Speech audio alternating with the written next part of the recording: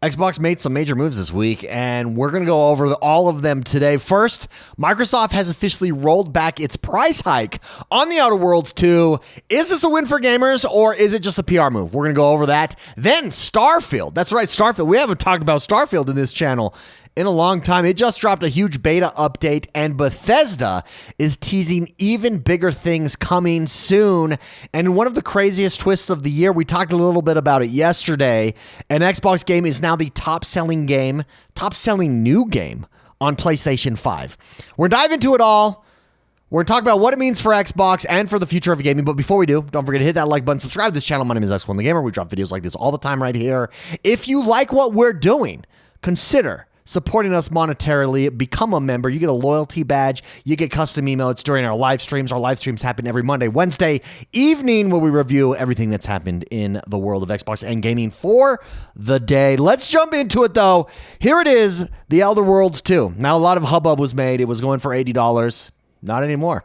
Not anymore. Xbox has listened. The Outer Worlds 2, this is a news article from The Verge and our main man Tom Warren. The Outer Worlds 2 will no longer be Microsoft's first $80 Xbox game. It's getting a price drop back to the regular $69.99 Xbox price. Microsoft announced earlier this year that it would be raising the price of new Xbox first-party titles from $69 to $79 alongside increases to its consoles and controllers.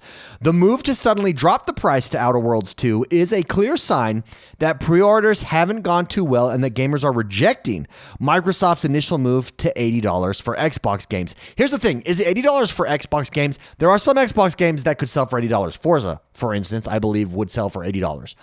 Outer Worlds has never had that pristine feel. I think a Halo even could sell. I think a Mass Effect could sell. I think Gears could sell for $80.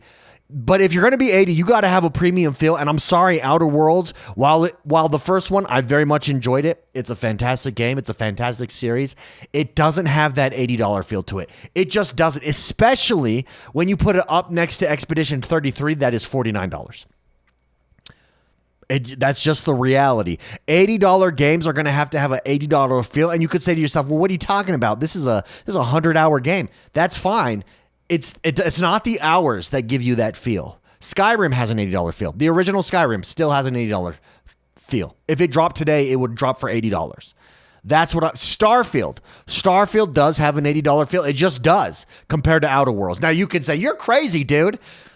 It just does. There's a feel to this that Outer Worlds doesn't feel like an $80 game. It just doesn't. And Outer Worlds is better than some of the games that we just listed in that do feel like $80 games. It's not about how good they are. It's not about the length of the game. It's about the feel. Is this an $80 game that I'm getting? So if you've already purchased the game, then refunds will be handled by the Microsoft Store, Steam, PlayStation Store, or wherever you pre-ordered The Outer Worlds 2.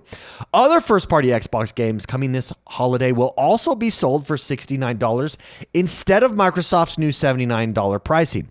Quote, "We're focused on bringing players incredible worlds to explore, and we'll keep our full-priced holiday releases, including Outer Worlds 2, at $69 in line with current market conditions," says an unnamed Xbox spokesperson in a statement to IGN.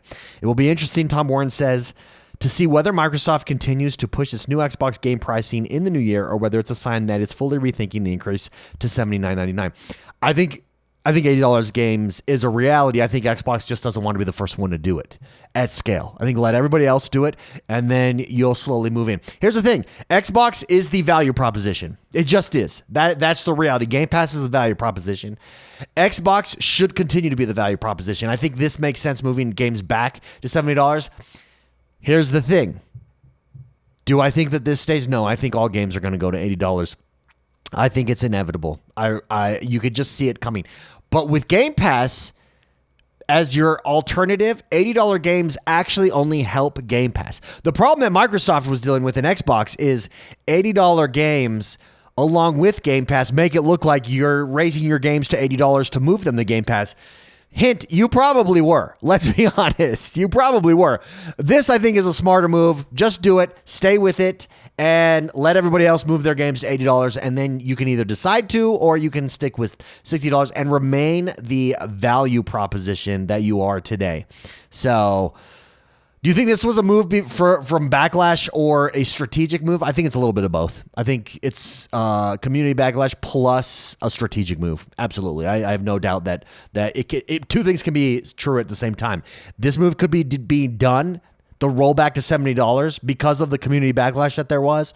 And also, it's a strategic move. Like your response to community backlash is always a strategic move. So there's that. That does us. Let me know what you guys think, though. Do you think it's inevitable that we get to $80 game? Do you agree with me that Outer Worlds does not feel like an $80 game? And you'd agree with me that some games do. Some games you have no problem paying. I'll give you an example. Grand Theft Auto 6, I have zero problems paying $80. Red Dead Redemption 2, I have zero problems paying $80 for. That's just and it's not because I love those games. Yes, I do love those games. They just feel that price. That's just the reality. I think the hardest thing that's going to be the selling point for all developers. Yearly sports releases. They're very expensive to make. The licensing alone costs a lot of money. They can't be $80 games because it feels like you're nickel and diming me. It has to feel like an $80 game that you're getting. The value proposition has to be there. Anyways, would love to know what you guys think on that. Let me know in the comments below. And let's jump to some Starfield news. We haven't talked about Starfield in a while. This is PureXbox.com. Bethesda has exciting things planned for Starfield as beta update goes live. Bethesda has again pledged support for further Starfield updates. It's interesting that also on social media, I saw this all day. Oh, Starfield is being supported. Did they ever say they weren't? Like, once again, this is the social media bros assuming something that was never said. In fact, I've always assumed and expected additional support for Starfield. They said that this is a 10-year outlook that they have for Starfield. So that's not changing anytime soon. So the fact that like this line pledged support for further Starfield, in fact, again pledged support, right? Like, yeah, guys, they're gonna the game is here to stay. And I think in 10 years the game will be nothing like it is today, because you can see the foundation is in place for them to do crazy stuff, especially with the creator spaces, with mods and all that. You have limitless planets basically that you can deal with and that you can experiment with, that you can build stuff on and bring stuff to. So anyways, they've again pledged support for further Starfield updates as the Xbox team continues to work on its spacefaring RPG. A new Steam beta update has just gone live on PC with, quote, exciting things planned. Yeah, baby. For future additions to the game after this minor update comes in. Here is the developer message. A new Starfield update is available today with improvements to the creations menu, as well as crash and stability fixes. Looking ahead, we're continuing work on future updates and we'll share more about the exciting things we have planned for Starfield in the coming months. Very excited. Despite recent fan concern about the future of Starfield, once again, we could rephrase that. Despite social media bros making shit up, because that's exactly what they did right there. We have been reassured by the likes of Windows Central that the team hasn't given up on the game and that more DLC is indeed in the works. That has always been the intent. Nothing has changed there. The small dev update is at least pointing us in the right direction, and we hope to hear more about future Xbox updates soon. Here's what came. Minor improvements to the creations menu address the issue that could cause extreme temperature gear to appear incorrectly. Minor improvements to the mission menu and general crash and stability fixes. It's like the Nintendo Switch updates. Have you ever seen those Nintendo updates? They're like, we did some stuff. Here, guys, we updated some stuff just to let you know. Go check it out. They like never go into deep detail. I think for most things, you don't need to.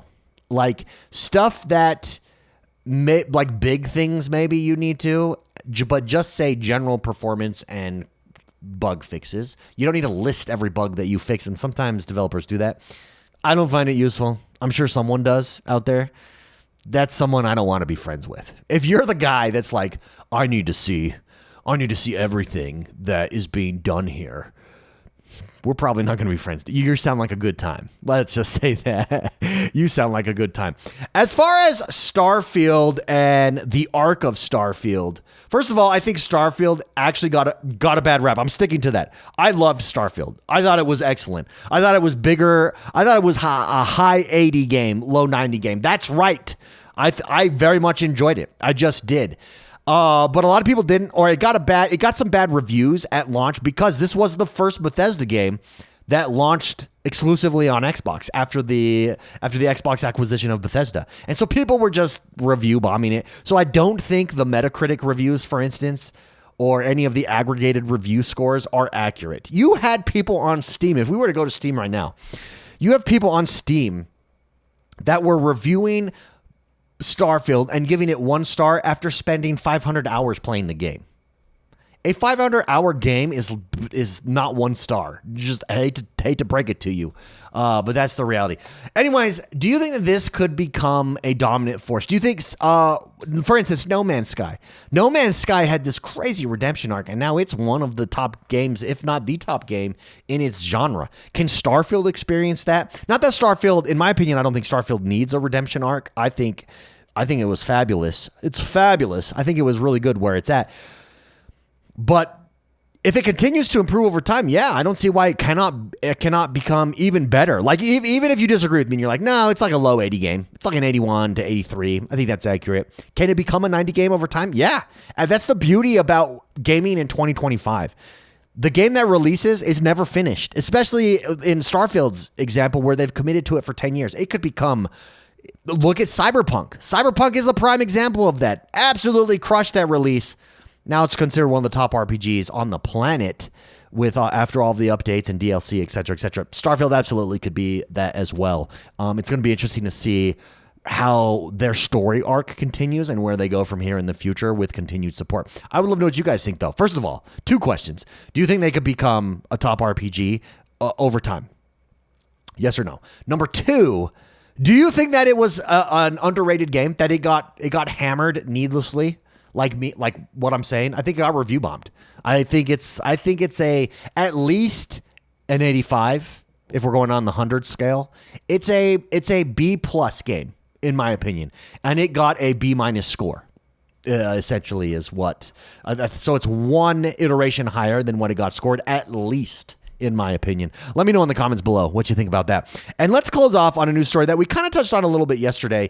Now, we didn't get confirmation. Yesterday's video, we talked about Forza being a billion-dollar franchise for Xbox. No confirmation of that. How did we get that? That came off of a LinkedIn resume from someone that used to work on Forza, and in it, they basically said, hey, I helped take this game to $1 billion in revenues for Forza. If someone correct me, let me know in comments. If that's been fixed somewhere and I'm not seeing it, if that's been confirmed or denied, let me know. Regardless, I could see it as plausible. Is it plausible? Yeah, absolutely. But we did get this. Xbox Forza 5. Sorry, I can't speak. Xbox's Forza Horizon 5 is the top-selling new game on PlayStation 5 for 2025.